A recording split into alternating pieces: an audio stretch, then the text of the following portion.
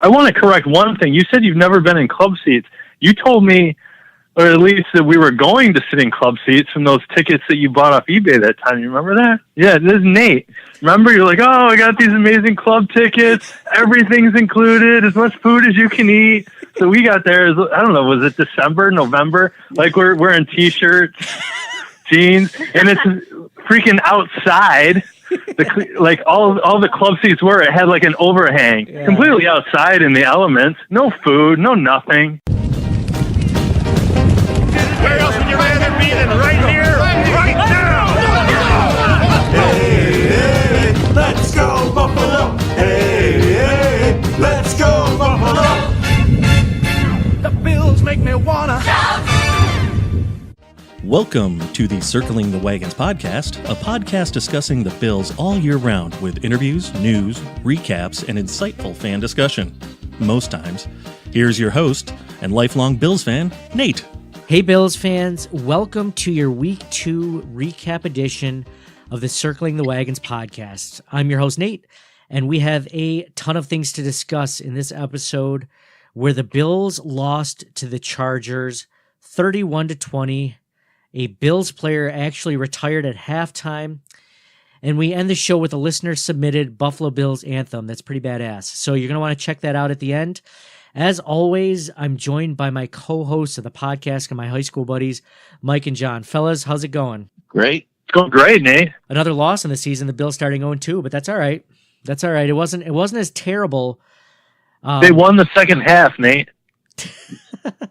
I was going to say, so let me start off by saying that heading into this game, earlier this week, I think in a move that didn't really surprise many people, if you watch week 1, and you watched Nathan Peterman, Josh Allen was named the starter of this week against the Chargers. And like you guys out there, I was kind of looking forward to seeing what he brought to the Bills offense. And the first half was pretty rough. I think in general, the team was pretty bad. I mean, penalties, the way that the offense couldn't move the ball, the offensive line wasn't getting any protection, and the running game wasn't doing anything. And then the defense, again, was just getting pass.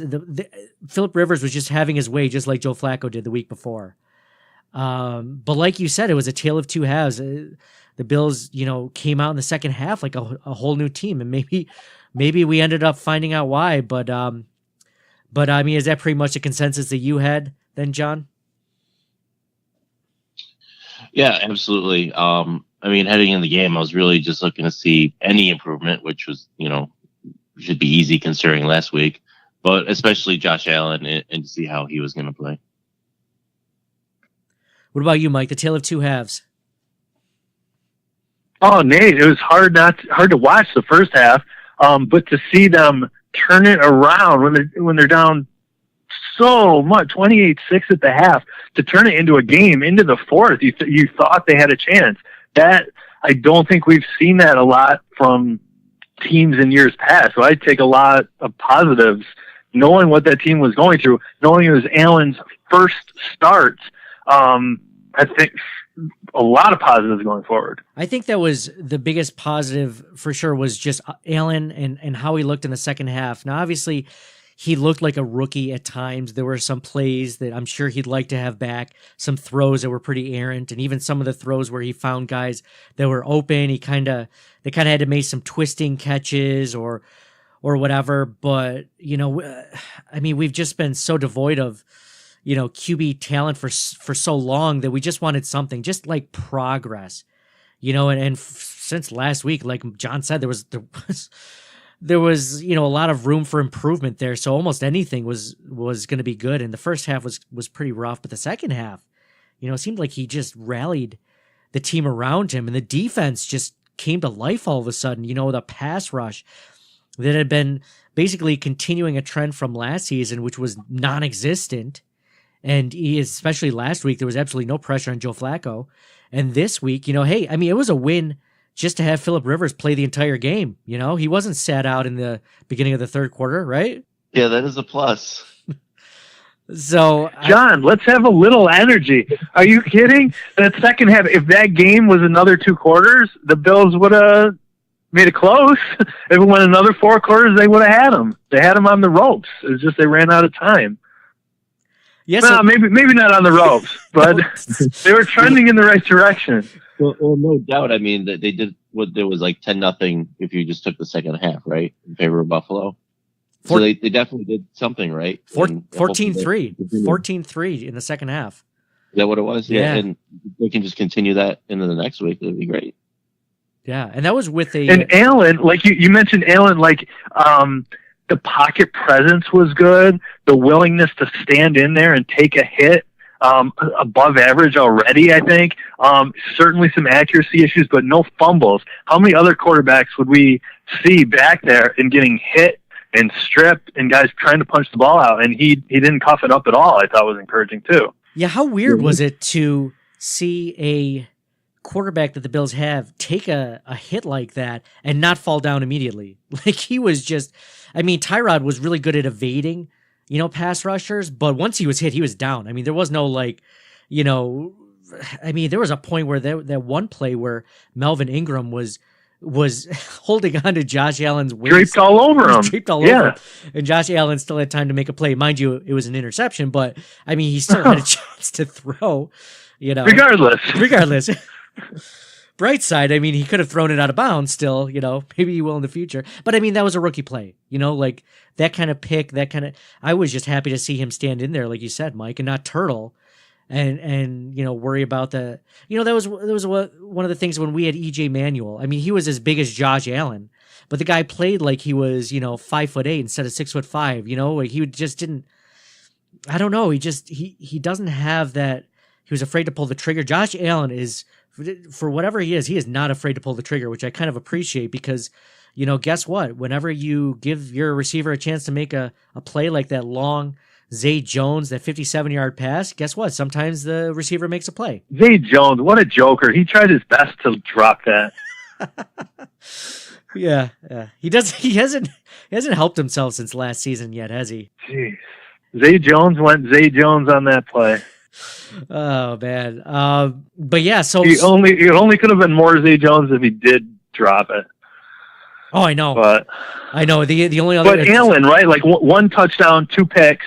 He had like 245 yards, right? And he can only trend up. Where I think with that kind of stat line, you see that the ceiling with him in terms of moving the ball has got to be so much higher than it was with Tyrod, right? Because last year, Tyrod had 3 games out of 17, if you included the playoffs, where he surpassed Allen's total today of 245. Only 3 games, and he had 0 games of 300 yards. We're going to see next week 300 yards out of Josh Allen. Mike, I love your enthusiasm, buddy. So there was obviously the huge news of Josh Allen starting his first game, which was really fun to watch, really cool to see him improve from the first half to the second half. And also, obviously, the defense playing. But the big news, the huge news that we didn't really even find out about until the game was over and in the locker room. But Matthew Fairburn of The Athletic tweeted out that Lorenzo Alexander said he was told Vontae Davis pulled himself out and retired at halftime. You seen anything like that in your NFL Never career? have seen it ever. Pop Warner, high school, college, pros, never heard of it, never seen it. And it's just completely disrespectful to his teammates. Did he say anything to you Did- as a did veteran? he say anybody did? He didn't say nothing to nobody. He left? When did you find Yeah, out? you know as much as I know. I found out going in the second half of the game. Coming out, they said he's not coming out, he retired. So, What? yep, that's it. So, Who said that? who said what? Who said he? Sean said Guys that? on Or? the sideline. I mean, guys heard about it and said that he wasn't coming back out. And I mean, it's huge news.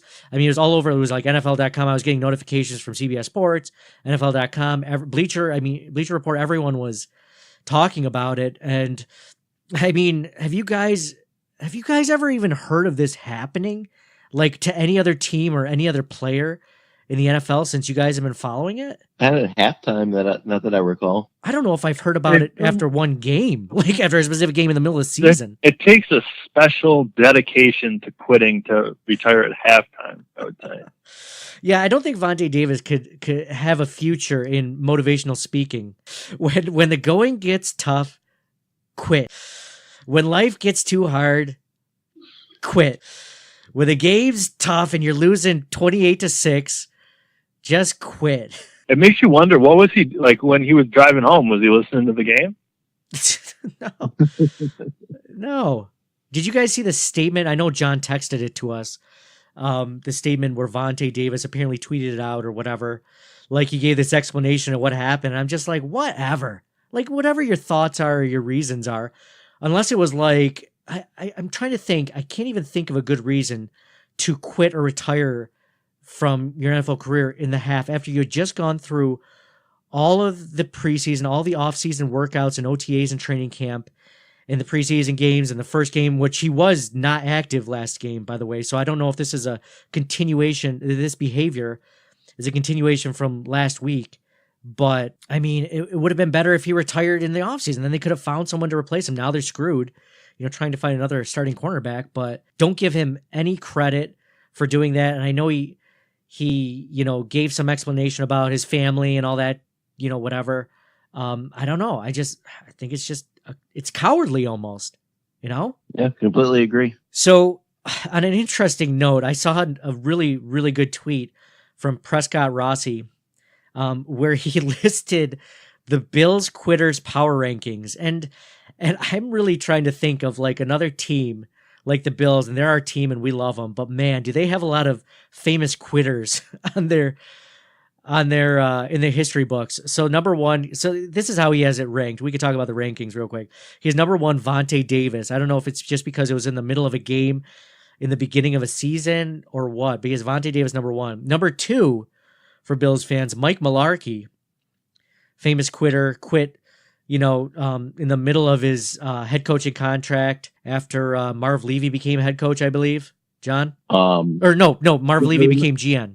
That's what I meant. GM, yeah. Yeah, I remember him leaving Mularkey. There was his number three is Kyle Orton, another guy who just decided to just hang up the cleats after one season of like a 2-year contract. I think he had. There was I think this one should have been higher. Is Doug Marrone? We had the other head coach that basically quit.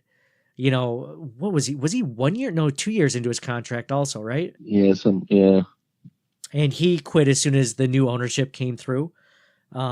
That one's still probably the most. Actually wasn't his retirement right after the Kyle Orton retirement? I think one came then the other, and then number 5 he has his Anquan Bolden, retiring basically after the Bills started trading people.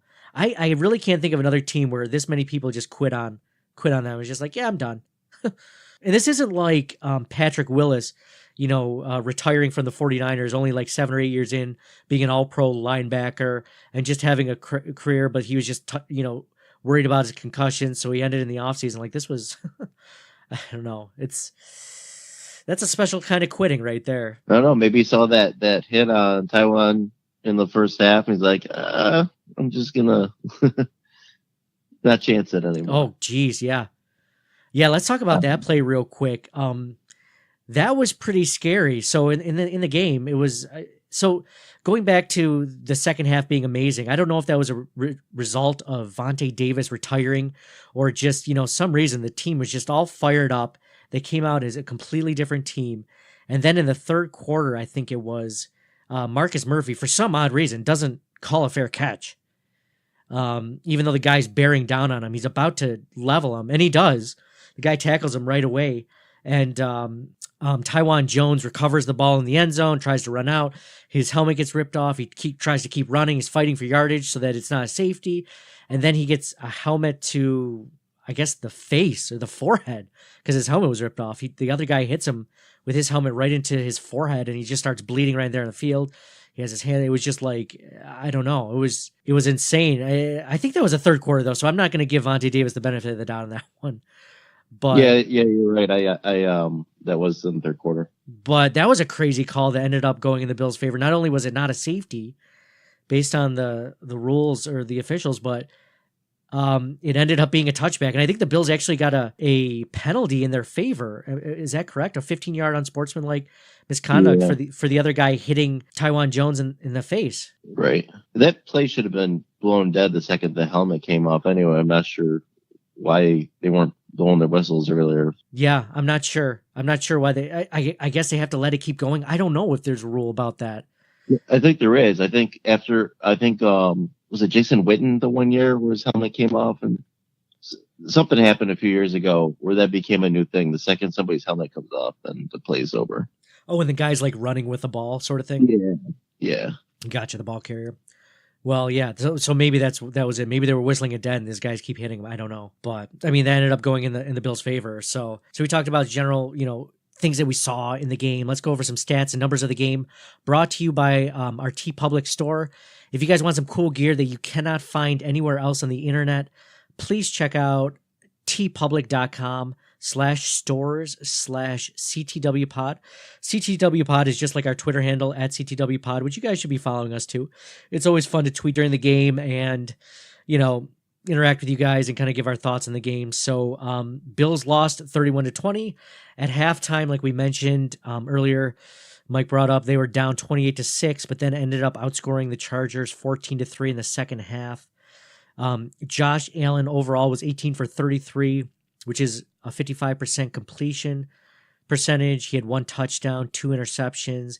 He had 8 rush attempts for 32 yards, which is kind of interesting. So he definitely has that part of the game to him. Phillip Rivers was 23 for 27, 256 yards and 3 touchdowns. And LaShawn McCoy had a very, very, very pedestrian day, 9 for 39, and 0 touchdowns. So I'm not sure. I haven't seen an injury report on McCoy, but I know he left early with a rib injury possibly. I don't know what the extent of that is. I know Marcus Murphy played a lot of the second half, so we'll just have to see about that and keep our tabs on that during the week. So let's talk about some plays of the game that stood out to you. One of the things, so I have a bunch. I mean, you guys mentioned the Marcus Murphy fumble. One thing, let's see, man, there's so many of them. Hughes lines up in the neutral zone. Jerry Hughes lines up in the neutral zone on a critical would-be 4th down after a sack by the defense. And it turns out that the replay showed Russell Okung moving early, which actually, so it should have been a call on the offense for a false start, but the officials get that one wrong. That one kind of pissed me off. Did you see that one, John? Yes. Yep. So what did you think of that one? That's exactly how you saw it too, right? Yeah, that's exactly what I saw. I saw there were a couple calls during the game that I thought went against the Bills and shouldn't have. So let me guess. The next one you're going to talk about is Lorenzo Alexander sacking Rivers. He strips the ball and the play is called dead like way too early, right? Right, especially on the series before where like Josh Allen is dragging the defender around for like a minute and a half, it seemed like.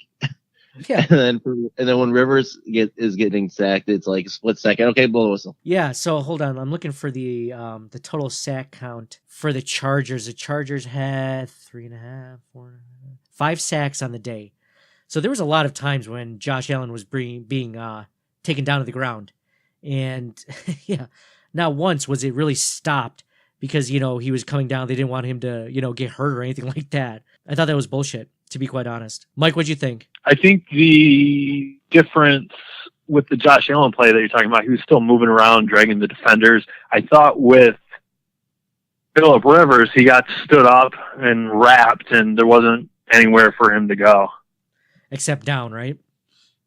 Except down, yeah. But it was like the whistle was blown while he was going down, I feel. Like it wasn't like he was wrapped up and he was, okay, he's only going to get body slammed or, someone. It just seemed way too early, especially because it was a strip and because the Bills did recover it. And hey, while we're talking about that play, let's talk about that other play.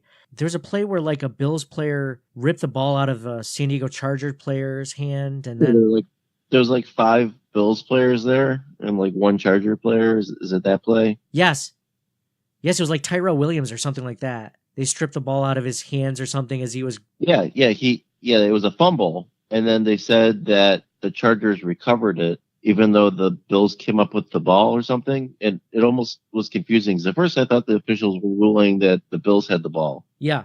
They ended up ruling that the Chargers had the ball, and then McDermott threw the challenge flag. But he didn't win it. Yeah, I don't think that's ever going to go in your favor if you challenge that call. Is it? I mean, they're never going to be like, well, let's look at the replay of the pile.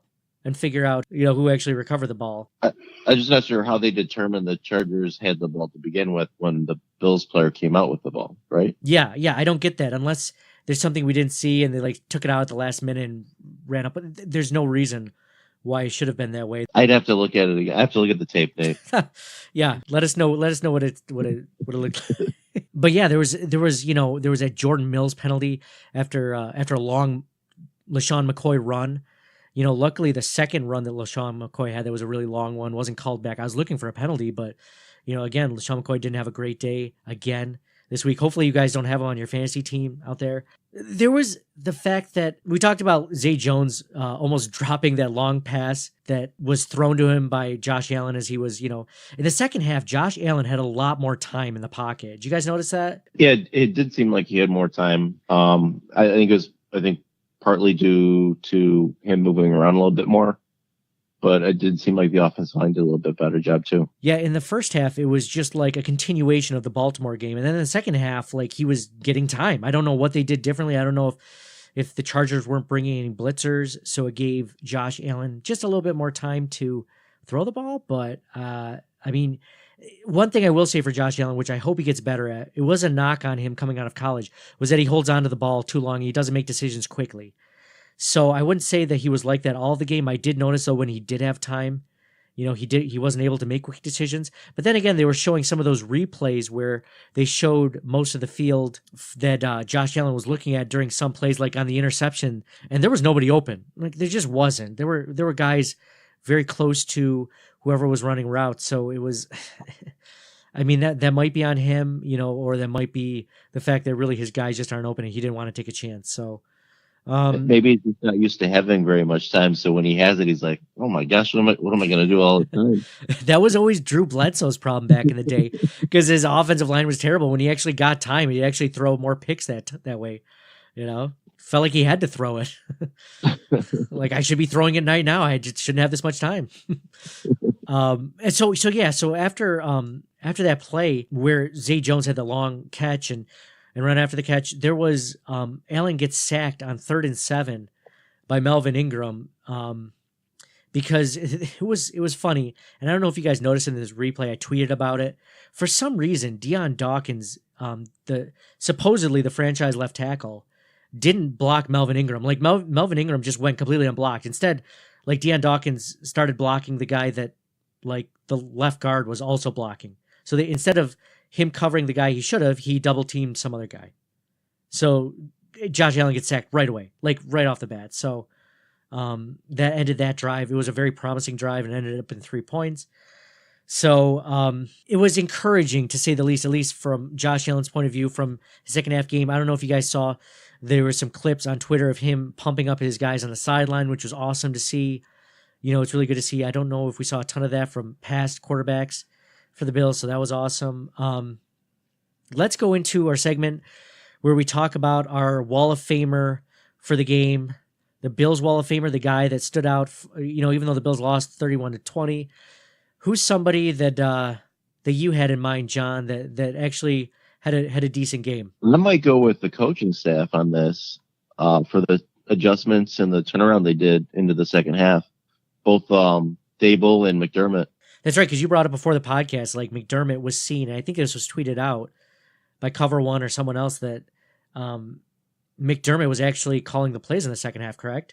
I believe so, at least for the defense. Which is either not a good sign for Leslie Frazier or is a great sign for the Bills if McDermott takes over those. How many times do we see those head coaches taking over play calling responsibilities either defensively or offensively, right? Right. That's a good one. I like that one. Second half coaching by the Bills. Wall of Famer for the Bills this game. What about you, Mike? Do you have a Wall of Famer for the Bills this week? It's Josh Allen, morning, noon, and night. Nate, rookie quarterback, his first game, right? Throwing a touchdown, 245 yards. The Bills went from the only team in the league not to score a touchdown last week to scoring 20 points. Really put it together in the second half. So 20 points, extrapolate from that. They're going to be, the sky's the limit next week. I like it. That's a good one. I just hope we continue to see some progress out of Josh Allen to the point where, I'm not expecting, I know he's going to regress from week to week. You're seeing growth half to half, Nate. I know. I just want to see more. Not even game to game, half to half. Mike, I'm just trying to temper expectations, man. I just don't want people to think that it's exponentially going to get better, so that by week 4 against the Packers, he's, throwing more touchdowns than Aaron Rodgers. That's all. Well, it could get that better. Let's hope. So my Wall of Famer of the game is Lorenzo Alexander. He, I think, had a great game. I think he was one of the better players last week. It was kind of like an unsung hero. The guy is one of the oldest players on the Buffalo Bills roster, but you always see him running down plays that get to the secondary even. I mean, the guy is all out. I mean, he provides pass rush. I mean, the guy's just always. Do you guys remember last year against the Bengals? Like AJ Green had that catch that was like a 40-yard catch, and he was the one that chased down that play to cause the fumble. Like, just the guy has unbelievable drive, unbelievable effort. He's just a pro's pro, and he had a really good play, I believe. What am I trying to think? Oh, the sack on Phillip Rivers that almost went for a touchdown the other way. I mean, the guy is, and Ryan Talbot from New York Upstate pointed this out on Twitter, and he said, Lorenzo Alexander is the best player the Bills have had the first 2 weeks, and I agree 100%, and I can't see how you'd find a better player than him the first 2 weeks. Let's go to the Wall of Shamer for the game. John, I think I know who yours is going to be. Who's your Wall of Shamer for today's Bills game? I think I got to go with Vontae Davis, right? I don't think there's anyone else, right? Just as we've gone into it already. Like Lorenzo Alexander said, like Pop Warner. You ever see someone quit like that? Like, I mean, I don't know. Like maybe a 6-year-old at a T-ball game, gets tired or whatever. I don't know. So I actually had one before the whole Vontae Davis retirement and that whole weird thing. By the way, speaking of the retirement thing, the thing that sucks about when a guy retires, which we've seen happen twice so far this year with Eric Wood and Richie Incognito, is you're on the hook for all the guaranteed money. I mean, we were already, but it sucks that like he only played 2 games, so he's only given 2 games worth of his salary. No, the Bills don't have any more cap to get more cornerbacks or other players, so that sucks. Anyway, mine was going to be Andre Holmes, just because I thought he had a pretty cruddy game. There was not only did he miss a pass that hit him right in the hands by Josh Allen. I don't know if Josh Allen just throws that hard or Andre Holmes is that bad of a receiver, but he put it right in the numbers and he couldn't catch it. There was a really good punt that ended up going down on the 5-yard line. And for some reason, all the Bills players were terrible at pass coverage, or they couldn't get there and down the ball. The Chargers really should have had the ball deep in their own end zone, and Andre Holmes was right there, and for some reason didn't make a play there.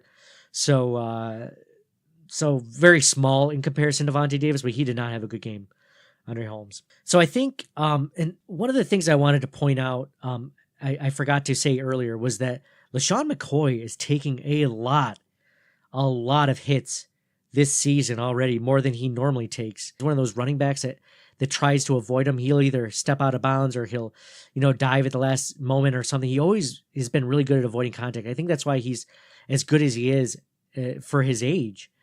But I mean, did you guys notice that he is just taking so many more hits? I mean, even when he does have a little bit of running room, I mean, but have you guys noticed that in the first 2 games? Yeah, I think just the offense overall, like all their players are taking tons of hits. As soon as they touch the ball, the other team's all over them. Yeah, that's a trend that might be continuing on from past seasons. Yeah, so on the bright side of things, let's go to our bright side segment. Always look on the bright side of life. Always look on the light side of life.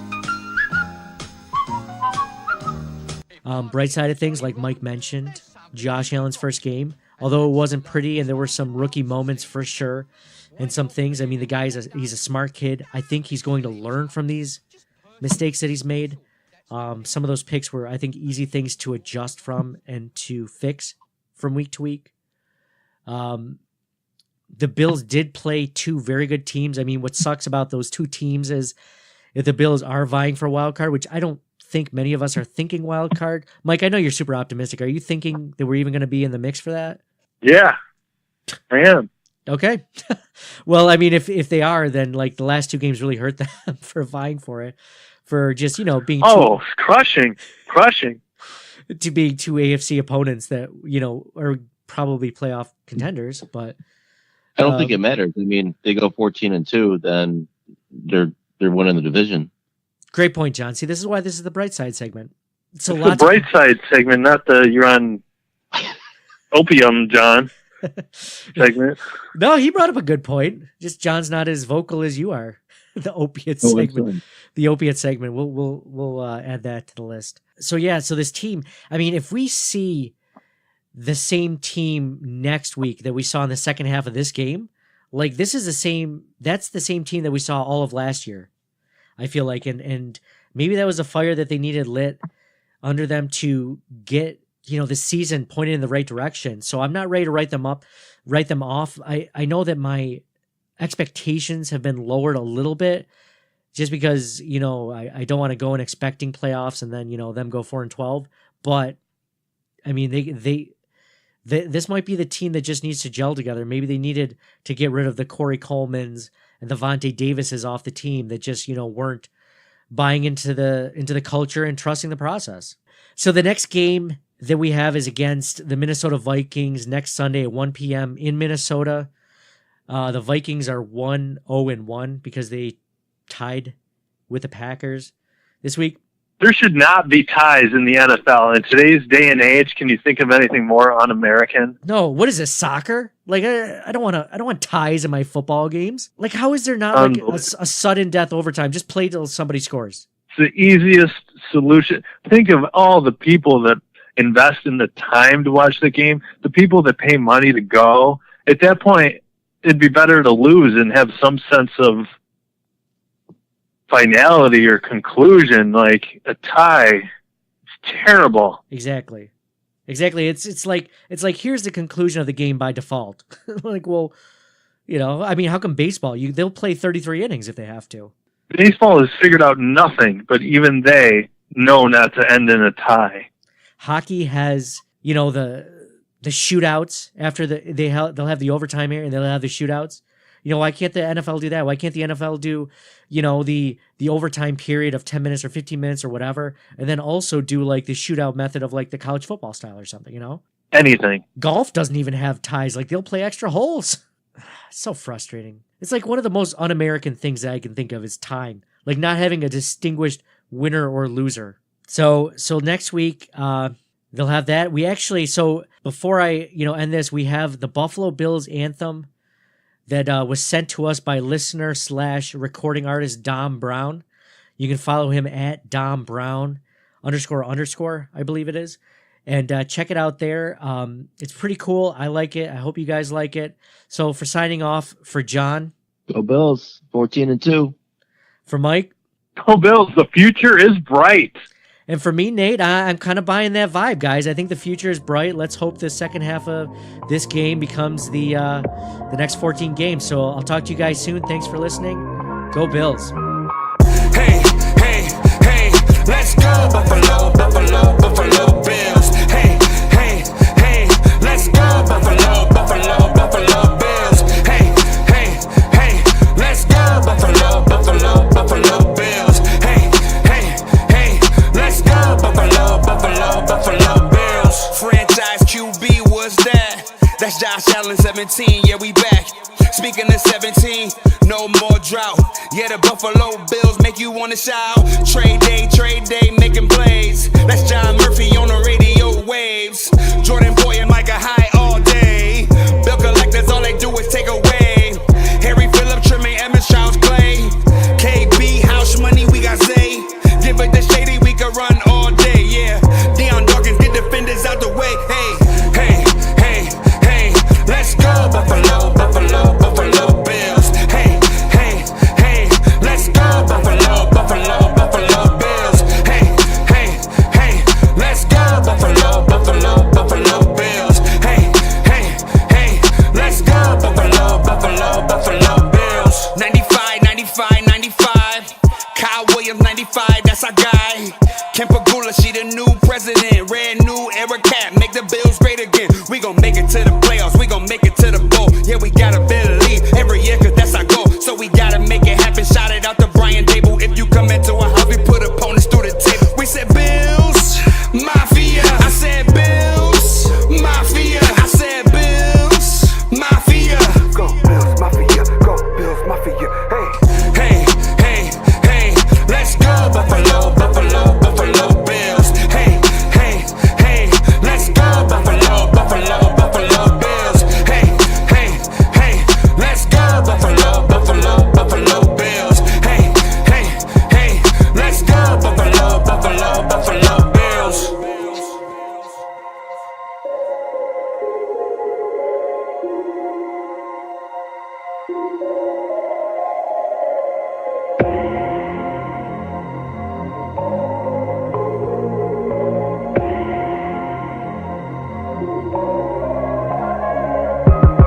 Hey, hey, hey, let's go Buffalo, Buffalo, Buffalo Bills. Hey, hey, hey, let's go Buffalo, Buffalo, Buffalo Bills. Hey, hey, hey, let's go Buffalo, Buffalo, Buffalo Bills. Hey, hey, hey, let's go Buffalo, Buffalo, Buffalo Bills.